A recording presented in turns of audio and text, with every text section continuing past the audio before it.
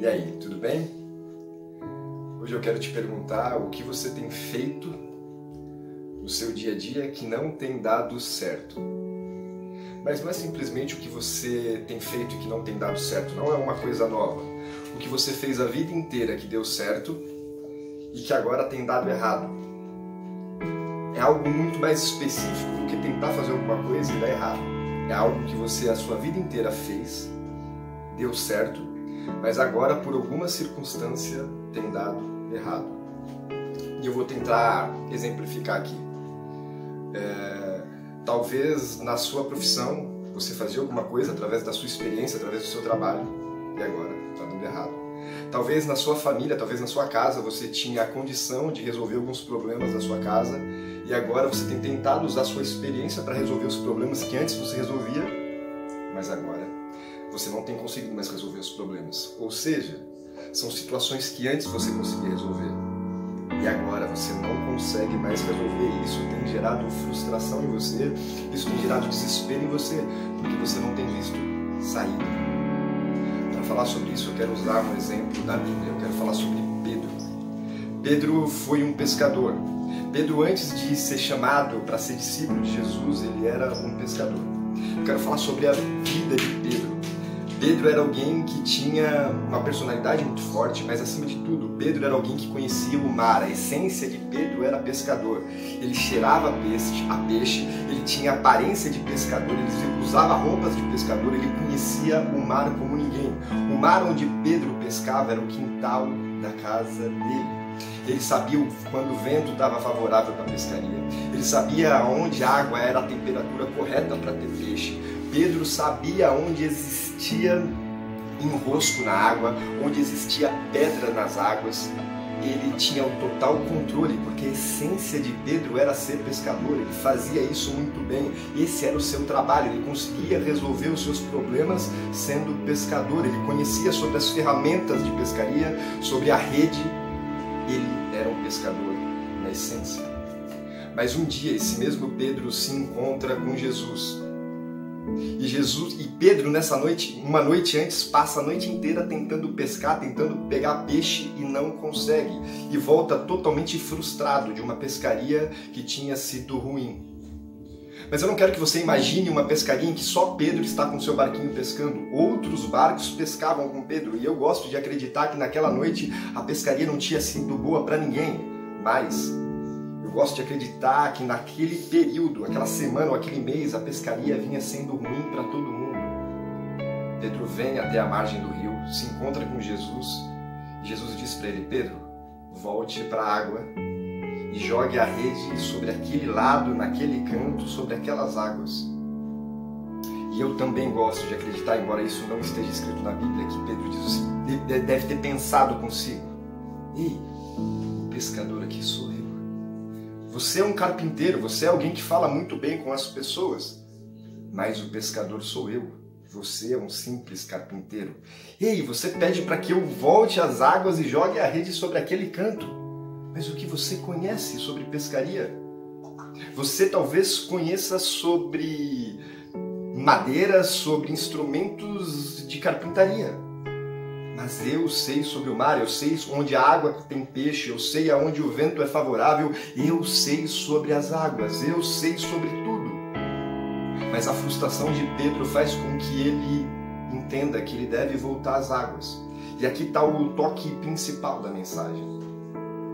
Pedro tinha experiência, mas não queria ser ridicularizado para voltar e tentar pescar numa noite que foi frustrada. Ele disse para Jesus: eu vou voltar e eu vou lançar a rede sobre a tua palavra e não sobre a minha palavra. Isso está lá em Lucas 5. Todo mundo, quando vê essa mensagem, acha que Pedro está tendo fé e dizendo: ei, eu vou lançar as redes sobre a palavra desse homem, como uma atitude de fé. Mas não. Eu gosto de acreditar que a palavra de Pedro foi dizendo o seguinte: ó, eu vou voltar para as águas e vou jogar a rede sobre a palavra desse homem. Mas se nenhum peixe vir, é sobre a palavra dele que eu estou jogando, não é sobre a minha, porque eu sou pescador, ele é um carpinteiro. Eu vou entrar nas águas e vou jogar a rede naquele lugar que ele está dizendo. Mas eu sei que ali há enrosco, eu sei que ali há pedra, eu sei que ali há possibilidade da minha rede cair e não voltar mais. Mas se eu passar vergonha, é sobre a palavra desse homem e não sobre a minha palavra. Existiam outros barcos na água tentando pescar também, e ele queria deixar claro para todo mundo: eu vou pro mar, eu vou jogar rede, mas não é sobre a minha palavra, é sobre a palavra desse homem. E Pedro, sem saber, entra nas águas e toma a atitude mais importante da vida dele. Entra sobre as águas, joga a rede e já não consegue mais puxar a rede. Mas eu quero voltar sobre isso, sobre a palavra de Jesus que disse: joga a rede sobre a minha palavra. Sem saber, Pedro estava jogando a rede sobre a palavra daquele que disse: haja luz e houve luz. Ei, eu não vou jogar a rede sobre as minhas palavras, mas eu vou jogar a rede sobre a palavra desse homem. Mas ele não tinha ideia de que ele estava jogando a rede sobre a palavra daquele que diz: haja firmamento. E a simples palavra desse homem gerou firmamento no céu e na terra. Ei, eu não vou jogar a rede sobre as minhas palavras, mas eu vou jogar a rede sobre a palavra desse carpinteiro. Mas esse mesmo carpinteiro disse: ei, que haja seres marítimos, que haja peixes. Então houve peixes. Ei, era sobre a palavra desse homem que Pedro estava jogando a rede, mas não sabia. Ou seja, Pedro não tinha um bom propósito em si, mas cumpriu a palavra daquele homem. E a Bíblia relata que a rede ficou tão cheia, mas tão cheia, que outros barcos que estavam ao redor tiveram que chegar para acudir Pedro, porque o barco de Pedro estava a ponto, a pique, a ponto de afundar. Eu volto para você agora. Talvez as coisas não tenham dado certo na sua vida. Talvez você tenha tentado usar a sua experiência, talvez você tenha tentado usar a sua inteligência, tudo aquilo que você adquiriu durante toda a tua vida, mas não tem mais resolvido o seu problema. Mas eu sei que antes de você dormir, você pensa um pouco.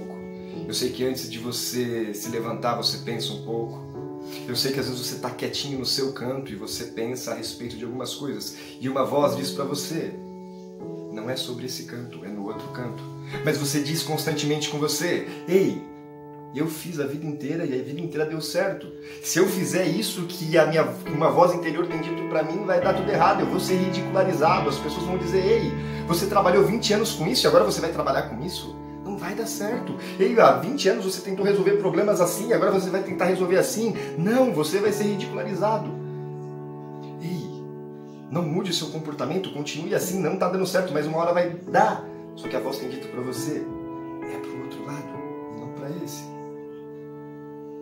É sobre mudar o comportamento, é sobre acreditar que a voz que tem dito para você é naquele lado, é para você jogar a rede para aquele lado. Eu não quero que você desista dos seus projetos, eu não quero que você faça nada disso, mas eu quero que você analise. Se você não tem conseguido resolver os seus problemas como você resolvia antes, e uma voz constantemente diz para você: não é a rede sobre esse lado, é sobre o outro. Ei, lance a rede sobre as palavras dele.